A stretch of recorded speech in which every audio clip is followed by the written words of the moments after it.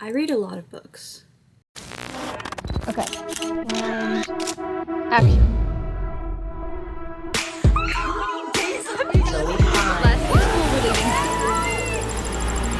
I'm gonna miss the lakes.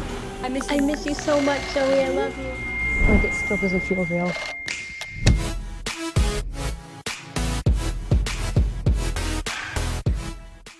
So I went around my bookshelves and I picked out what I think are my favorite books of all time. This is what we got. I think there's 1, 2, 3. So there's about 10, give or take, because there were some that I was like, I don't know if I should include it on here or. This is in like no specific order. I have The Hunger Games. So much of who I am as a person should be thankful for this book. Yeah, cool. I read this book for the first time in 5th grade, and since then, I'm a freshman in college. I've read this book 18 times.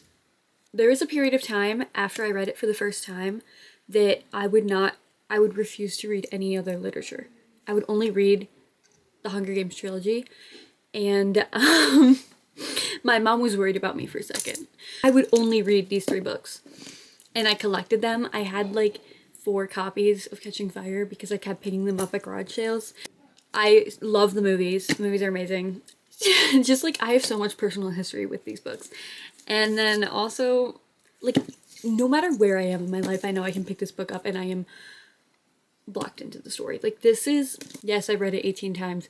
I get a new perspective every single time I read it. I feel like in so much of what goes on here, you can take out into our world, and it's just insane. And I can't wait for Sunrise on the Reaping movie, because I saw The Ballad of Songbirds and Snakes, I think 7 times in theaters. Like, if you haven't read The Hunger Games, what are you doing? Okay, and then next, I've actually only read this book once, maybe twice, but that is Carrie Soto is Back by Taylor Jenkins Reid. I think I got this for Christmas 2 years ago, and I read it over winter break. So it's been about 2 years since I've read it. I love Taylor Jenkins Reid. She comes up maybe again later in the video, but Carrie Soto is such an interesting character to me. I don't know a single thing about tennis, but I was so interested in everything happening in this book from start to finish. And the way Taylor Jenkins Reid writes her novels, like, I'm always tapped in and interested into whatever the characters are doing. Like, there's some quotes in here I remember. This one was one of my favorites, but the downside of perfectionism is that you are so used to getting it right, you completely collapse when you get it all wrong. And it will not be me who collapses today. That's crazy. I love that. Like, she made me care about tennis so much, and I have never cared about tennis before. This book is about Carrie Soto, and she was an amazing athlete. So she's like the best there is. But 6 years after she retires from that amazing career, there's a new girl, and she beats Carrie Soto's record. Carrie Soto, who's now 6 years older, hasn't played tennis as much since then, tries to go after her record again and like re-enters herself into this old career path that she had. But then there's so much pressure for her, who's the best tennis player, to beat this girl who's defeating all of Carrie Soto's records. And I don't know. It's such a good book, and the characters are amazing, and you should pick it up. Next, I actually don't have a copy of it right now, but that is Danny the Champion of the World by Roald Dahl. I never really know how to pronounce his name, but I'm sorry. I do have Matilda, though, because I also love Matilda. But that book, his other stories I feel like are so much more popular, but Danny the Champion of the World is his best book ever. I'll literally read it probably 4 times a year. Like, I reread it every few months because it just brings me so much happiness. But it's about this little kid named Danny, and he lives just with his father. Eventually he learns that his father has this secret. He'll sneak off in the middle of the night some nights and go poaching at this rich guy's farm. It's such a sweet story about Danny and his relationship with his father, but then rich and poor, I don't know. But also, it's a kid's book, so yeah. Hey vlog! Make sure to like and subscribe. Next we have I Am Not Your Perfect Mexican Daughter.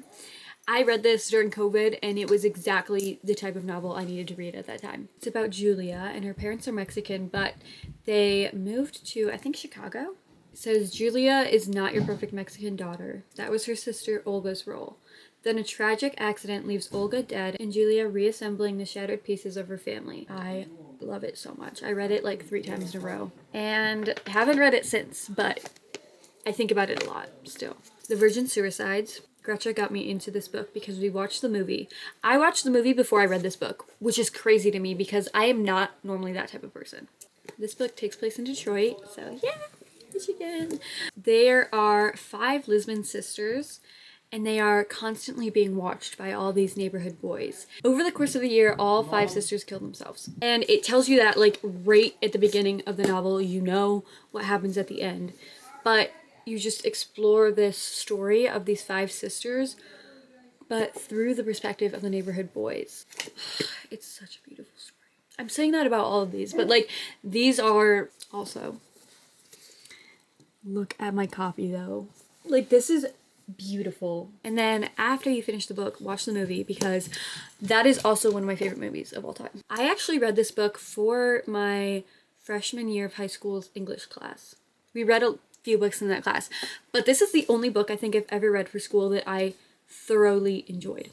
But that is Life of Pi. I'll be able to sit there and think about this story for the rest of my life. Also relate to the main character of the story a lot in like other ways. It's so interesting. Anyway, if you haven't heard about it, it's about a kid named Pi Patel, and he believes in many different religions.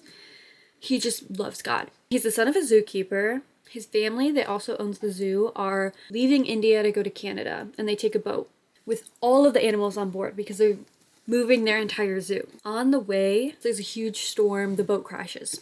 Pi, our main character, is stranded on a lifeboat with just himself and a tiger. And the whole entire story like basically takes place on this lifeboat of Pi and this tiger trying to survive.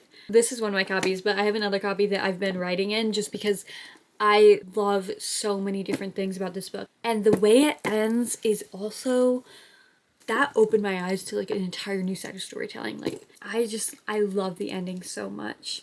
Like the way it was written. And then this one also has a pretty good movie.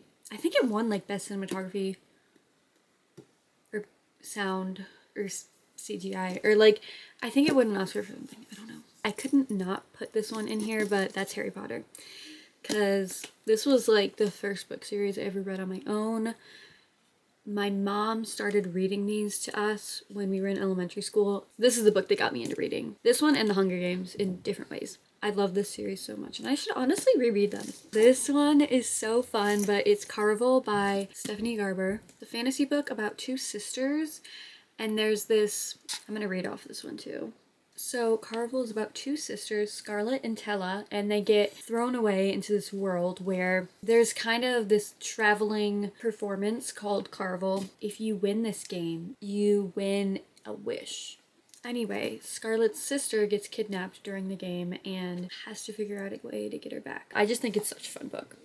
I think I started out with 10, but I ended up taking a few out because I just wasn't feeling it. I have read so many books. I love reading books. So there's so many more. I feel like I could have included it on my list at one point in time, or it'll probably change next year, in the future, whatever. These are kind of my favorites right now, and I feel like the stories that have stuck with me the longest. But yeah, thank you so much for watching. If you have any book recs for me, let me know in the comments because I would love to hear about them.